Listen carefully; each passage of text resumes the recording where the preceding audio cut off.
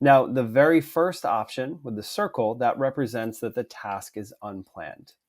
In an unplanned state, I can freely move my tasks around with no issues at all. In the next status, right, would be planned. And planned, what I can do is I can move the task, but it does show that, hey, I've replanned the task. So it's kind of like an additional checkup, right? We think it's going to happen around that time, but we're not exactly sure, would be a planned state. Now, when you have it in planned and you move it, it will always notify you that, hey, you actually replanned that activity. And it will always give you this view.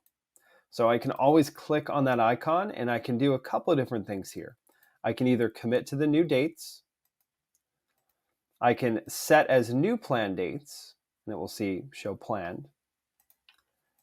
I can also move back to the original dates, or I can just set it back to my unplanned state. So you have many different options there. Now, if I double click on the task, you'll actually see that gives you some pretty cool information. It gives me that actual start, right, which is the 28th, but the planned start was here, right? So it does track that information, which can be helpful, and some users like to have that.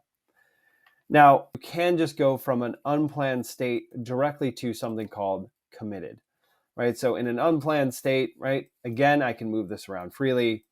But once I commit to a task, right, I'm essentially locking it in place, right? And I'm creating that accountability with my team.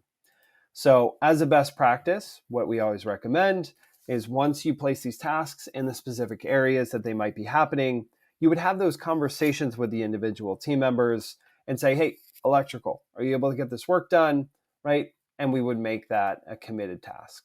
Same thing with drywall. I would be able to lock that in place, mark it as committed, and then move on from there.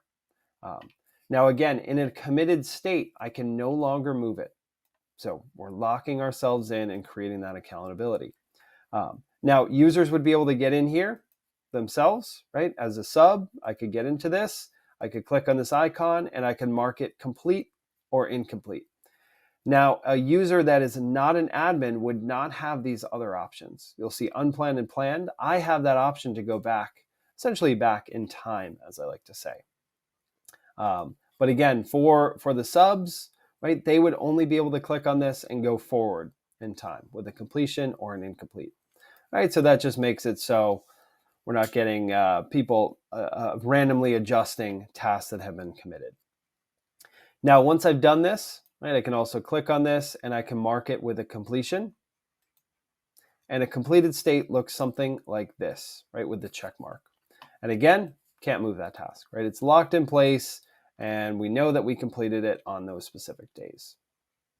So now the other status that could happen would be I click here, it's committed, but I mark it incomplete.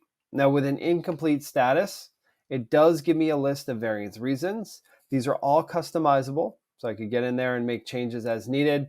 But if I had something like weather delays, right, I can place that weather delay on the task. You'll see it says weather. And with our software, it gives you an additional task to go ahead and replan, right? So what this is saying is we planned for 2 days. We had some issues come up with weather specified here on the task. And then we can take this task and move it anywhere we need, right? So maybe we have, some major snowstorm that came in the 30th and 1st, and we have to push everything out into next week. So we mark that as incomplete. It gives me a new task, and I can easily double click on this. I can adjust any crew sizes. I can adjust my duration. And maybe we just need one additional day, so I could go ahead, commit, and then complete it. So when looking at this, it says, hey, we planned for 2 days. We had some issues come up, and it ended up taking us a total of 3 working days. Now you'll notice when a task is marked incomplete, it gets this little X icon. So what that allows you to do is see the number of times you may have replanned.